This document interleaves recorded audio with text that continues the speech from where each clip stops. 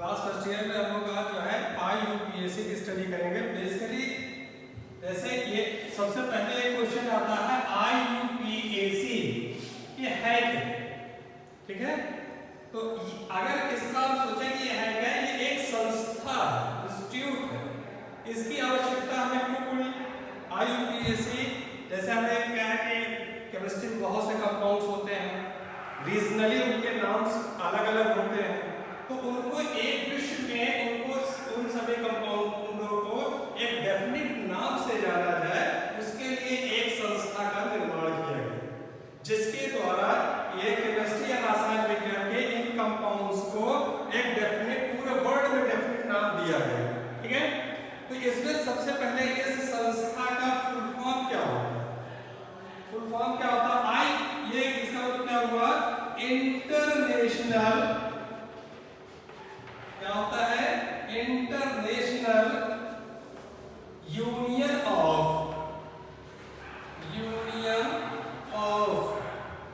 Pure and applied chemistry, ठीक। इसका पूरा नाम क्या होगा, international, I for international union of pure and applied chemistry, ठीक है, ये इसका फुल फॉर्म है। इसमें देखिए क्या होता है, शुरुआती दौर में जैसे बच्चे 9th या 10th में आते हैं, उन्हें ये बहुत टफ लगता है, ये बहुत IUPAC में लिखने को आएगा, कैसे लिखेंगे। तो आज मैं आपको एक बहुत सरल तरीके से IUPAC में लिखने के लिए एक टेक्निक बताता हूँ। उस जैसे मैथ में नहीं होता, मैथ में होता है कि फॉर्मूले आप अप्लाई करिए और वो फॉर्मूले से क्वेश्चन सॉल्व होता चला जाता है, वैसा ही मैं आपको एक फॉर्मूला टाइप का बताता हूँ। सबसे पहले हमें क्या लिखना होता है, प्रीफिक्स, ठीक, फिर वर्ड रूट, क्या लिखेंगे, वर्ड रूट, उसके बाद क्या लिखते हैं, सफिक्स, ठीक। अगर हम इन तीन चीजों पर पूरी तरीके से कंसंट्रेट करके इस नियम को फॉलो करते जाएंगे तो IUPAC नेम लिखना बिल्कुल आसान हो जाएगा। इसमें कोई भी बर्डन आपको नहीं लेना पड़ेगा। जो प्रीफिक्स होता है, प्रीफिक्स मतलब अगर हिंदी में जैसे क्या है तो इसे क्या कहते हैं, पूर्व लग्न, क्या कहते हैं, पूर्व लग्न, और इसको क्या कहते हैं, मुक्त चेन या श्रृंखला, ठीक है, इसको मुक्त श्रृंखला कहते हैं। और इसे क्या कहेंगे, अनुलग्न, क्या कहते हैं, अनुलग्न। इन चीजों पर हमें कंसंट्रेट करना है। अब देखिए, अगर हम देखें तो प्रीफिक्स को हम दो भागों में बांट सकते हैं। इसको पहले तो हम 2 डिग्री और 1 डिग्री।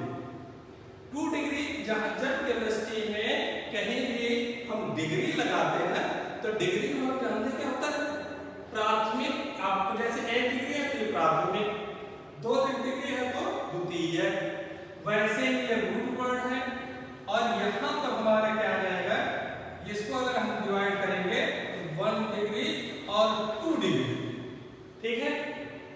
अब इसमें जो 1 डिग्री 2 डिग्री में आता है, इसे कहते हैं सब्स्टिट्यूएंट, क्या कहते हैं, सब्स्टिट्यूएंट, या प्रतिस्थापी भी इन्हें कहते हैं, प्रतिस्थापी, ठीक। अब इसके नाम से यहां देखिए, प्रतिस्थापी मतलब एक दूसरे जगह स्थापित करना, या सब्स्टिट्यूएंट मींस सब्स्टिट्यूट, जैसे क्रिकेट में नहीं होता कि एक कोई खिलाड़ी चोटिल हो गया तो उसकी जगह कोई सब्स्टिट्यूट आ गया। और यहाँ पे क्या होता है, यहाँ जैसे देखते होंगे मुख्य चेन में अगर कोई श्रृंखला आ जाए, एरोमेटिक, साइक्लो, क्या आते हैं, साइक्लो और बाईसाइक्लो, जब ये ग्रुप आते हैं तो उनके लिए हम 1 डिग्री का प्रयोग करते हैं।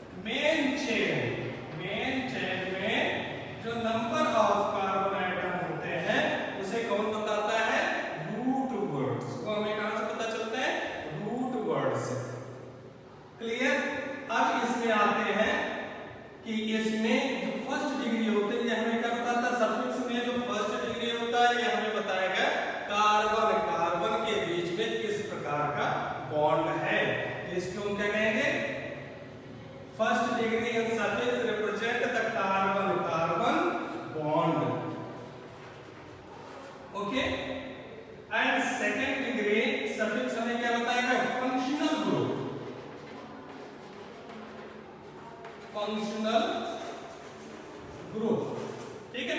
या इसी को हिंदी में क्या कहते हैं? क्रियात्मक समूह, ठीक, क्रियात्मक समूह। अब यहां से हम सबसे पहले देखिए इस फॉर्मूले को अगर आप फॉर्मूले स्टडी कर लेंगे तो यूपीएससी बहुत ही सरल हो जाएगी, इसमें किसी भी प्रकार का आपको कोई बर्डन नहीं आएगा। अब सबसे पहले हम क्या पढ़ेंगे? सब्स्टिट्यूएंट को होते क्या है, इनके एक एक करके हम सभी को स्टडी करेंगे। नोट डाउन कर लें इसे आराम से अपने उसके कॉपी में नोट कर लीजिए। नोट हो गया? ओके, चलिए हम लोग इसमें सबसे पहले सब्स्टिट्यूएंट को पढ़ेंगे। सब्स्टिट्यूएंट सबसे पहले एक ये दिमाग में चली आती है, सब्स्टिट्यूएंट होते क्या है। लिखेंगे तो बाद में पहले हमें पता तो चलेगा सब्स्टिट्यूएंट क्या होते हैं। तो सब्स्टिट्यूएंट है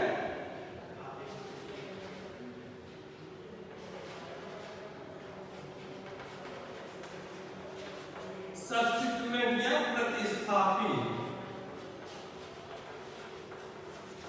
क्या होते हैं, इन्हें कहते हैं। कैसे हम पहचानेंगे कि ये सब्स्टिट्यूएंट है या और कुछ? तो देखें जैसे NO2, इसको क्या कहते हैं? नाइट्रो। अगर यहीं पर यह NO हो तो नाइट्रोसो, नाइट्रोसो, ठीक। फ्लोरो, क्या होगा? फ्लोरो। Cl, क्लोरो,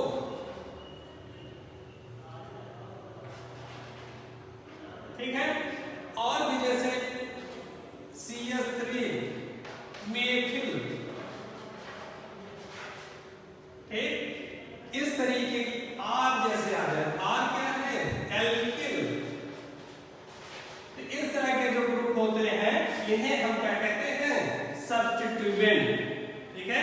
तो सबसे पहले हमारा यूपीएससी में लिखते समय सब्स्टिट्यूएंट का नाम रखें, ठीक है।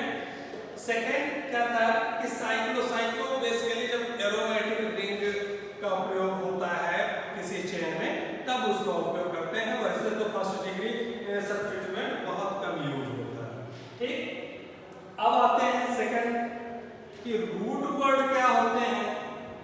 इसको नोट कर लीजिए आप कि सब्स्टिट्यूएंट क्या होते हैं, ठीक, नोट कर लिया।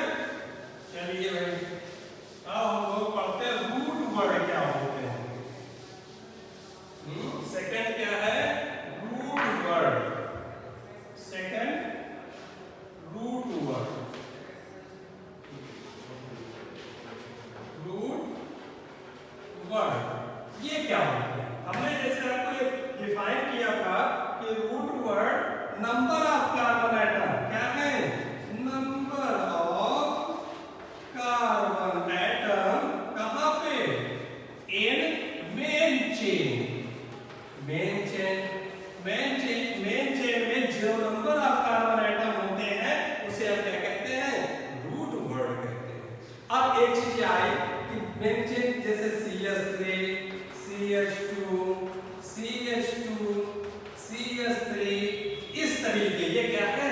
ये जो है ये रूट वर्ड है। अब कभी भी रूट वर्ड एक चीज जरूर नोट कर लीजिए, रूट वर्ड कभी भी total number of carbon atom नहीं बताता है, ठीक है। तो root word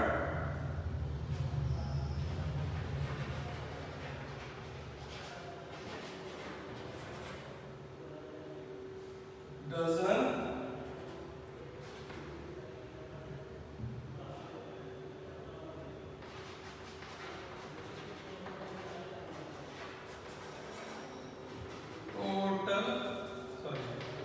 total number of carbon atom, total number of atoms, ये total number of carbon atoms को नहीं एक्सप्लेन करता है, केवल मेन चेन में उपस्थित कार्बनों की संख्या को बताता है। जैसे अब जैसे क्या रहेगा, उनको किस नाम से जानते हैं वो आपको यही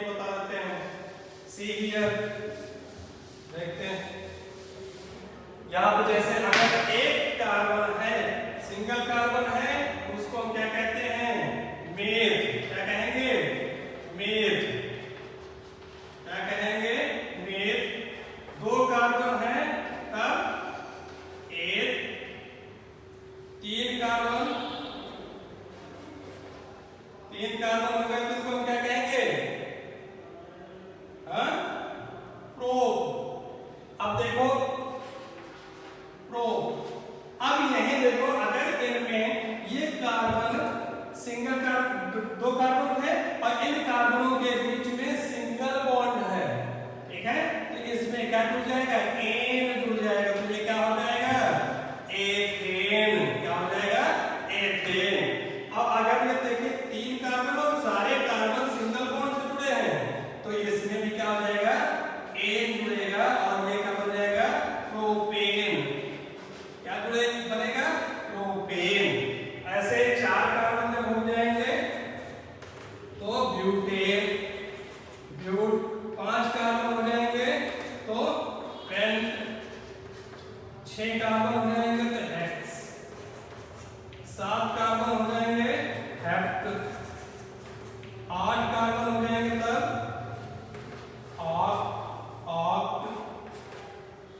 9 कार्बन हो जाएंगे तब नोन।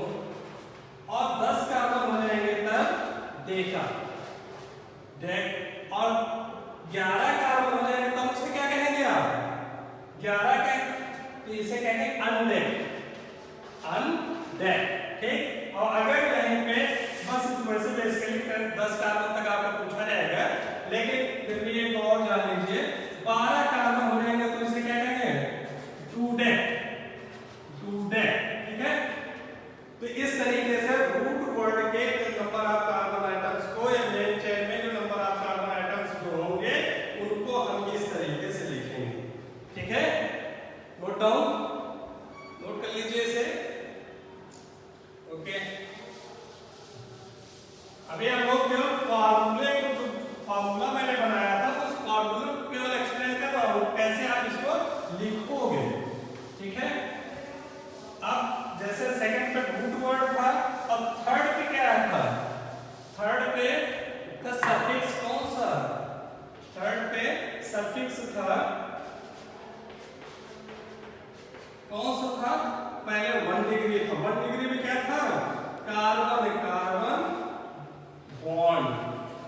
ठीक। अब जैसे यहां पे देखो CH3 CH2 CH2 CH3, तो इसमें हमें क्या है कि इन कार्बन अगर देखो तो इसके कार्बन को ऐसे लिख सकते हो, इसके स्ट्रक्चर को आप बनाएं। ठीक, ऐसे हाइड्रोजन लगाना आता है क्या सबको? आता है। इस तरीके इसके हाइड्रोजन लगाते हैं। अच्छा, हाइड्रोजन इसी तरीके क्यों लगाते हैं पता है कि नहीं? इसके हाइड्रोजन इसलिए इस तरह लगाते हैं क्योंकि कार्बन की वैलेंसी कितनी होती है? 4 होती है। तो जब उसकी वैलेंसी जहां पे जितने पे सेटिस्फाइड हो जाएगी, जैसे इसके हम देखें 1 2 3 4 1 2 3 4 1 2 3 4, means every carbon has 4 valency and in this structure all the carbon satisfied their valencies. Okay, clear? तो इस स्ट्रक्चर को हम एक्सपैंड करके ऐसे लिख सकते हैं। ठीक है, अगर यहाँ पे देखें तो जो प्राइमरी प्रीफिक्स है उसमें हमें क्या बताना है? कार्बन और कार्बन के बीच में कौन सा बॉन्ड है। तो यहाँ से हमें एक्सप्लेन हो रहा है, देखिए कि कार्बन कार्बन के बीच में सिंगल बॉन्ड है। ठीक है, सिंगल बॉन्ड है। क्लियर? ओके, तो ये क्या बताता है? Carbon carbon bond. और सेकंड सफिक्स क्या बताता है? सेकंड सफिक्स हमें बताएगा फंक्शनल ग्रुप। ठीक है, अब फंक्शनल ग्रुप क्या होते हैं? जैसे OH होता है, ठीक, Cl हो गया, CH3 हो गया, CHO हो गया। ठीक है, क्लियर? अब इसमें जैसे किसी चेन में फंक्शनल ग्रुप OH लगा है तो इसको हम क्या जोड़ेंगे? ऑल। इसका सफिक्स क्या जोड़ेंगे? ऑल। ठीक है, और अगर इसका जैसे इसमें सॉरी ये प्रीफिक्स में है, अगर इसका C डबल OH जोड़ दिया गया तो ये क्या आ जाएंगे? OH। ठीक, इसमें क्या जोड़ जाएंगे? OH। और ये क्या है अल, क्या जोड़ दिया जाएगा अल, ये इसके सफिक्स जोड़े जाएंगे। क्लियर? तो अब जैसे इस यहाँ तक हम लोग उस पूरे फार्मूले को एक्सप्लेन कर चुके हैं, ठीक है, सारा फार्मूला हमारा एक्सप्लेन हो गया। अब हम लोग इसे वन बाय वन एक दो एग्जांपल के द्वारा समझेंगे कैसे इसे लिखा जाएगा, इस फार्मूले को हम लोग अप्लाई कैसे करेंगे, ठीक है। अब इसके कुछ नियम्स हैं, रूल्स हैं लिखने के। अब एक रूल्स हम लोग देखते हैं। जैसे पहला रूल क्या है कि किसी भी कंपाउंड का अगर आपको IUPAC नेम लिखना तो सबसे पहले हमें क्या लेना होगा, सबसे लंबी चेन को हमें पिक करना होगा, ठीक। जैसे देखो C,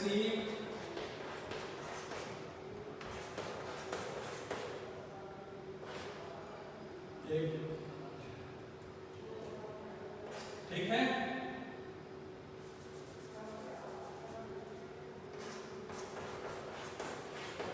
जैसे इस तरह का एक स्ट्रक्चर मैंने दे दिया, ठीक। अब इस स्ट्रक्चर को हम देखें, इसकी नंबरिंग दो तरीके से कर सकते हैं। मुझे सबसे पहले क्या है कि पहला हमें नियम जो देखना है कि सबसे पहले हमें ये पिक करना होगा कि सबसे लंबी चेन, रूट वर्ड की सबसे लंबी चेन को पिक करना है। तो अगर हम नंबरिंग इधर से करें 1 2 3 4 5 6 7, यहाँ कितने कार्बन हो रहे हैं, केवल 7 कार्बन होता है, ठीक। लेकिन अगर इस साइड से करें 1 2 3 4 5 6 7 8 9, ठीक है। तो इसमें कौन सी चेन मुझे पिक करना पड़ेगा, तो according to IUPAC rule this one, ये क्या है, ये सही है कि हमें उस चेन को पिक करना होगा या लेना होगा जिधर से नंबर ऑफ कार्बन सबसे ज्यादा हो, ठीक है। अब पहले तो हमने देख लिया कि नंबर ऑफ कार्बन को चेक किया कि कितने हैं, सबसे लंबी चेन लिया, फिर उनमें देखेंगे कि कोई फंक्शनल ग्रुप नहीं लगा है। अगर फंक्शनल ग्रुप जैसे इसमें कोई नहीं लगा है तो हम इसमें फिर क्या देखेंगे, कार्बन कार्बन के बीच में किस प्रकार का बॉन्ड पाया जा रहा है। तो अब जैसे इसमें हमें दिख रहा है कि सभी कार्बन सिंगल बॉन्ड से जुड़े हुए हैं, तो इसका नाम हम लिख देंगे, क्या लिखेंगे, कितने कार्बन है, 9 कार्बन है ना, तो इसका क्या हो जाएगा, नोनेन, क्या हो जाएगा, नोनेन, ठीक है। क्यों, क्योंकि 9 कार्बन एटम्स हैं। क्लियर? सब तो ये नियम पहला फर्स्ट नियम लिख रहे हैं कि firstly we pick the longest chain in the compounds. Firstly, we pick the longest chain in the compound. ठीक है, क्लियर? ओके, अब देखें अगर हम इससे आता सेकंड में क्या होता है कि कभी कभी आप देखते होंगे कि किसी एक में ही एक से अधिक ब्रांचेस हो जाती हैं, एक से अधिक ब्रांचेस हो गई, जैसे एक तो ब्रांच यहां से आ गई, ठीक, दूसरी ब्रांच हमें यहां से मिल गई सी, ठीक, हाइड्रोजन आप लगा लीजिएगा। क्लियर? तो पहले हमें इस वाले कंपाउंड में क्या देखना रहेगा कि सबसे पहले हमें नंबरिंग उस डायरेक्शन से करनी होगी जिधर से ब्रांचिंग सबसे पहले मिले, या सब्स्टिट्यूएंट जो ब्रांचिंग का सब्स्टिट्यूएंट है वो सबसे पहले जिस डायरेक्शन से मिलता है वही नंबरिंग सही होती है। ठीक, पहले तो हमें क्या देखना रहेगा, ब्रांचिंग सबसे पहले जिधर से मिले, या फिर सेकेंडरी हम क्या देखेंगे कि रूट वर्ड में सबसे मैक्सिमम कार्बन एटम जिधर हो उस रूट वर्ड को हमें सेलेक्ट करना होगा। क्लियर? तो अगर हम देखें कि इसमें अगर इस डायरेक्शन से हम इसकी नंबरिंग करते हैं 1 2 3, ठीक है, अब 4 5 6, क्लियर? तो यहां से अगर इधर से हम करते हैं तो 1 2 3, मतलब तीसरी पोजीशन पे जाके हमें मिलता है जाके ब्रांचिंग, लेकिन यहां से दूसरी पोजीशन पे, इसका मतलब ये जो डायरेक्शन की नंबरिंग है ये सही है। क्लियर? तो इसका नाम, अब हम इसका नाम लिख लेंगे, कितने कार्बन है, 1 2 3, अब देखेंगे इसमें कितने, 4 5 6, तो दूसरी पोजीशन पे देखेंगे कोई एक स्पेशल ब्रांचिंग वाला लगा है, इसको प्रो क्या लिखेंगे, टू, इसकी पोजीशन हमें लिखनी पड़ेगी